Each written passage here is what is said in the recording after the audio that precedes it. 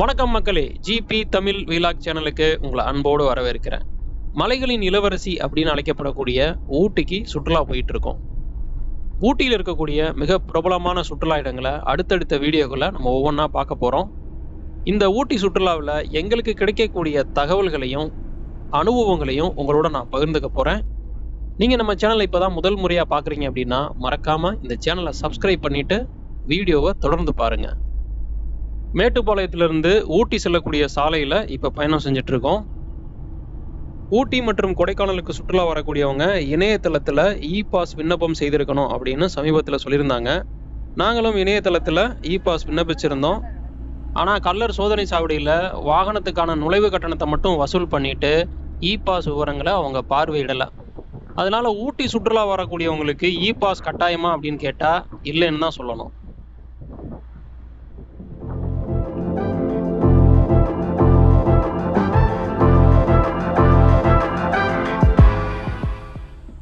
மேட்டுப்பாளையத்திலிருந்து ஊட்டி செல்லக்கூடிய இந்த வழித்தடத்துல 14 கொண்டை ஊசி வளைவுகள் இருக்கு. வால்பாறை, மூணாறு போன்ற மலை பிரதேசங்களை ஒப்பீடு செய்யும் போதுல இது மிக குறைவு தான். கல்லர் சோதனை சாவடியில பாலித்தீன் பைகள் வச்சிருக்கோமா அப்படின்னு சோதனை செய்யறாங்க. ஆனாலும் பாத்தீங்கன்னா சாலையோரமா வழிநடுக பாலித்தீன் பையா தான் கிடக்கு. மேட்டுப்பாளையத்திலிருந்து ஒரு 20 கிலோமீட்டர் தள்ளி வந்துட்டோம். ஆனாலும் பார்த்தீங்கன்னா இன்னும் எங்களால் ஊட்டியோட குளிரை உணர முடியல. ஒரு மிதமான வெயில் தான் இன்னும் இருந்துகிட்டு இருக்கு.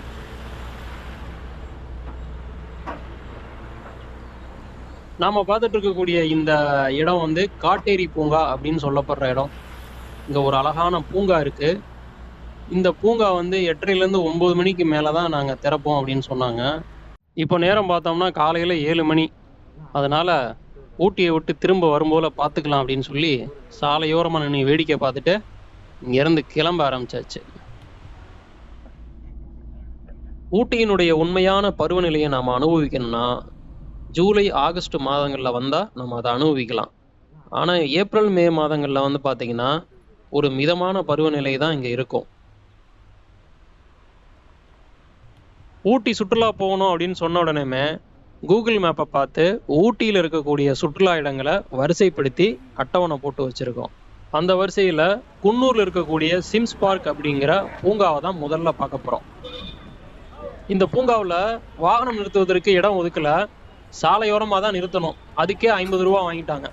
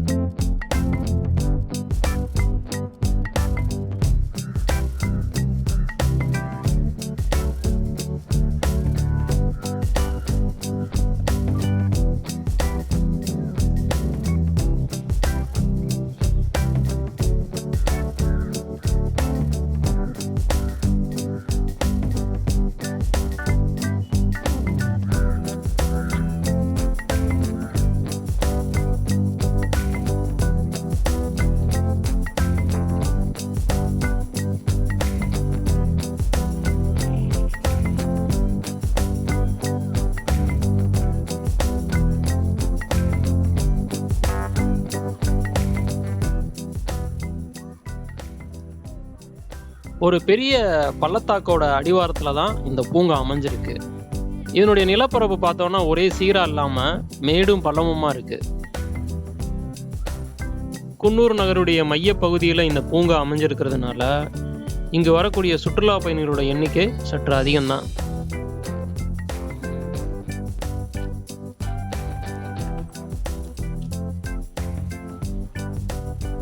இந்த மரத்தோட பேரு யானைக்கால் மரம். இதனுடைய தண்டு பகுதியை பார்க்கும்போது யானையினுடைய கால் மாதிரியே இருக்கு.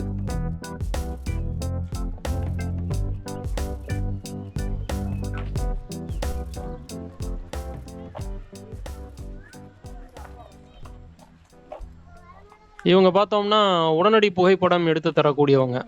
A4 அளவுள்ள புகைப்படம் எடுக்கிறதுக்கு ₹100 கட்டணம் வாங்குறாங்க.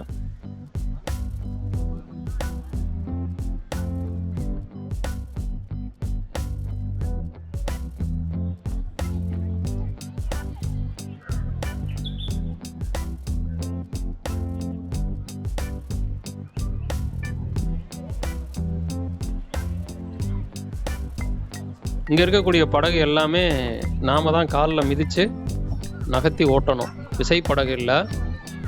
இதுக்கான நேரம் பார்த்தீங்கன்னா 10 நிமிடம் தான். 10 நிமிடங்கிறது ரொம்ப குறைவுங்க. அந்த படகை நகர்த்துறதுக்கே 10 நிமிஷம் சரியாக போகுது.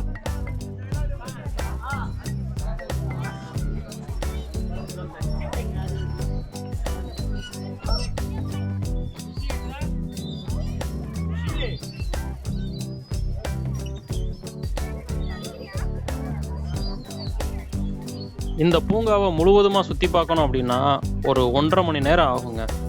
அதுலேயும் நீங்கள் இயற்கை ஆர்வலராக இருந்தீங்கன்னா 2லேருந்து 2.5 மணி நேரம் கூட ஆகும்.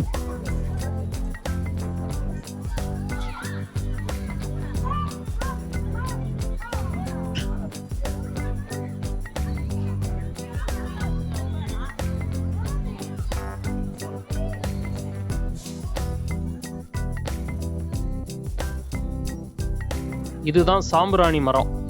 சாம்பிராணி மரத்தையே இப்போ தான் நான் முதல் முறையாக பார்க்குறேன்.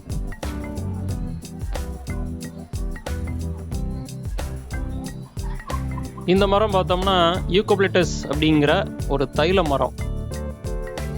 இந்த மரம் தான் இந்த பூங்காவில் இருக்கக்கூடிய மரங்கள்லே மிக பழமையான மரம். கிட்டத்தட்ட 150 ஆண்டுகள் பழமையானதுங்க. பூங்காவை பராமரிக்கக்கூடிய பணியில் இங்கே நிறைய பணியாளர்கள் இருக்காங்க. எந்த இடத்துலையுமே குப்பையை பார்க்க முடியலங்க. அந்த அளவுக்கு ரொம்ப சுத்தமாகவும் அழகாகவும் இந்த பூங்காவை பராமரிச்சுட்டு வராங்க.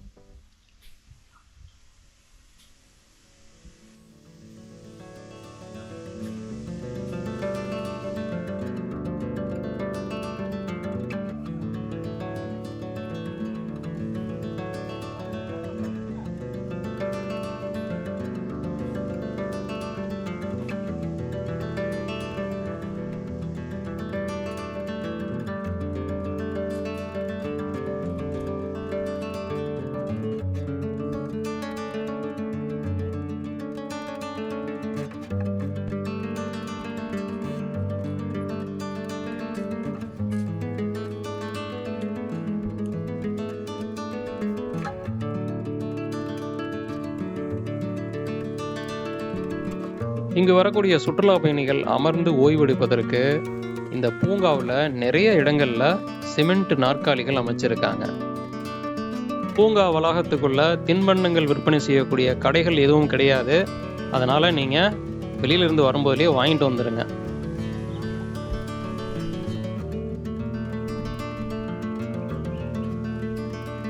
மூணாறு சுற்றுலா வந்தீங்கன்னா சிம்ஸ் பார்க் அப்படின்னு சொல்லக்கூடிய இந்த அழகிய பூங்காவை பார்க்க மறந்துடாதீங்க.